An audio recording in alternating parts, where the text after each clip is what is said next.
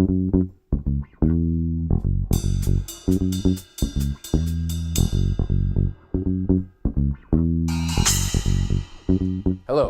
this is At the Show, and I'm your host, Dave Bell. Today I'll be reviewing Rampage, directed by Brad Peyton and starring Dwayne Johnson.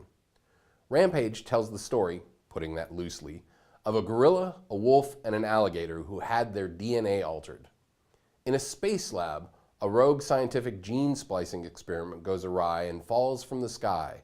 It falls on the wolf and the alligator in the wild and the gorilla in captivity, and causes them to mutate and grow to a movie monster size. Then, you guessed it, go on a rampage.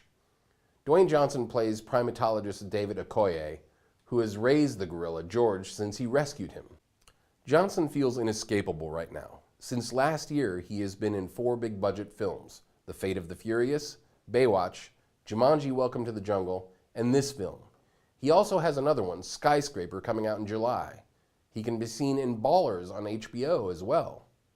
Johnson is a likable star and certainly a box office draw. The 3 pictures I just mentioned brought in over $650 million at the box office. And I'm sure this film will be no different. His performance in Rampage was enjoyable, but not noticeably different from his last 10 films. He doesn't tend to stretch, but he is a niche market. I guess if it isn't broke, don't fix it. He is not the problem with this film. No, the problem is the writing. The characters are written as caricatures of characters. You have the hero, the coworker who reminds the hero he needs people, the sexy scientist with a secret as the sidekick, the villain who is villainy with no other motive, and the villain's dopey brother sidekick. Having said that, I bet you can think of 5 more movies that have the same characters with a different plot. The movie is based on a video game from the 80s featuring the aforementioned monsters destroying the city, terrorizing the populace, and fighting military vehicles. The movie version is only slightly deeper than that.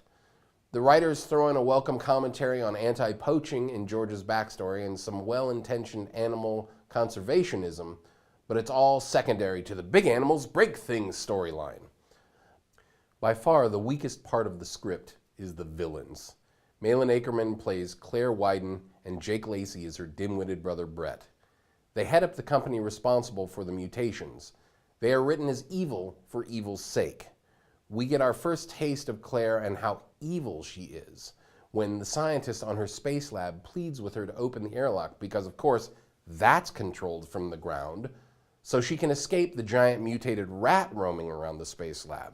She is told by Claire, "You come home with my research or you don't come home at all." The only thing missing from that moment is the maniacal laugh.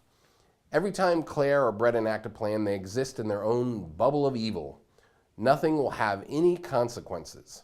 This culminates in the scene where they decide to draw the monsters to Chicago with a signal that will drive their bat sonar crazy. Because, of course, they built bat sonar into their mutations.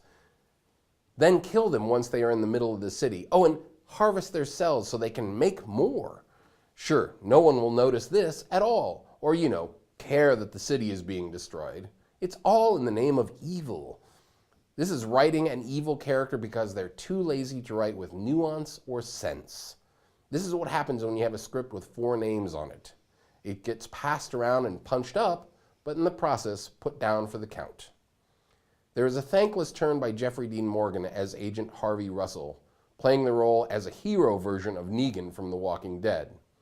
Naomi Harris is the paint-by-numbers discredited scientist who is helping the hero, and direction by Brad "He Didn't Screw It Up" Peyton, and about a 60-40 split on the quality of the special effects. Overall, if you don't think about it much, it's mindless fun. If you're 12, or have an inner 12-year-old, you'll enjoy the film. The rest of the audience will be checking their watches. And that's how I see it. See you next showtime. If you like the video, don't forget to hit the like below. And if you want to see more, don't forget to subscribe and hit the notification bell. You'll know every time we have a new episode. And again, thanks for watching At the Show.